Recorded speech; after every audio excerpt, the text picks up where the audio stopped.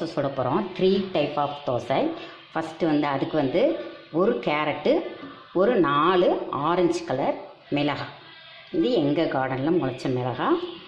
இந்த மிளகாய் இது ரெண்டும் தனியாக ஜாரில் மிக்சி ஜாரில் அரைச்சிக்கணும். அடுத்து வந்து பீட்ரூட்டுக்கு வந்து ஒரு 4 வரமிளகா, ஒரே ஒரு பீட்ரூட் 4 வரமிளகா, இதையும் தனியாக அரைச்சிக்கணும். அதுக்கப்புறம் இதில் வந்து கொத்தமல்லி கொஞ்சம், புதினா கொஞ்சம், கருவேப்பிலை கொஞ்சம், ஒரு இஞ்சி, கொஞ்சம் புளி, 2 பச்சை மிளகாய். அவங்க விருப்பம், காரம் வந்து உங்கள் விருப்பம். இதையும் தனியாக அரைச்சிக்கணும். இப்போ இது 3 தனித்தனியாக போய் நம்ம அரைச்சிட்டு வந்துடலாம். அதுக்கப்புறம் எப்படி தோசை ஊற்றுறதுன்னு பார்க்கலாம். இப்போ அரைச்சாச்சு, கேரட்டை அரைச்சிட்டு வந்தாச்சு. இப்போ இந்த மாவில் எடுத்து கலந்துக்கலாம்.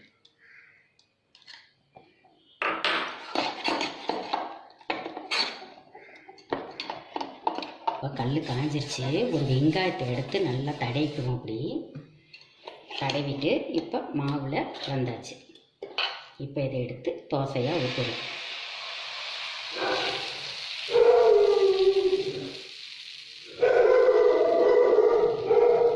இப்போ தோசை வேகணும். லைட்டாக கொஞ்சம் நல்லெண்ணெய் எடுத்து இப்படி சுற்றி ஊற்றிடலாம். இப்போ வெந்து வரட்டும், தோசை வெந்து வரட்டும். டீயை ஃபுல்லாக வச்சுக்கலாம். இப்போ வெந்துருச்சு, வாங்க எடுக்கலாம். பரட்டி போட்டுக்கலாம்.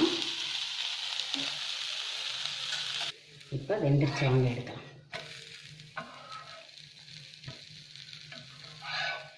வந்து பீட்ரூட்,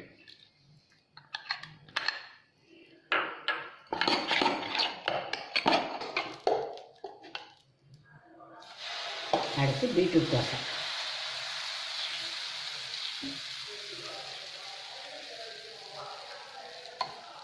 இப்போ வெந்துருச்சு.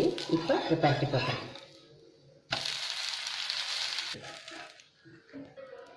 புதினா, கொத்தமல்லி, கருவேப்பிலை, ஒரு துண்டு இஞ்சி, 2 பச்சை மிளகாய் போட்டு அரைச்சிட்டு வந்திருக்கோம். அதையும் கலந்துடலாம். இப்போ அடுத்து க்ரீன் தோசை.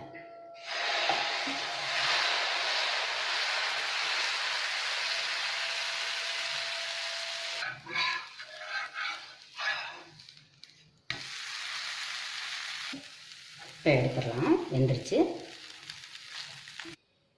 இதே மாதிரி 3 டைப் ஆஃப் தோசை நீங்களும் இதே மாதிரி செஞ்சு சாப்பிட்டு பாருங்கள். லைக் பண்ணுங்கள், ஷேர் பண்ணுங்கள். பிடிச்சிருந்தா ஃப்ரெண்ட்ஸ்க்கெல்லாம் ஷேர் பண்ணிவிடுங்க. தேங்க்யூ.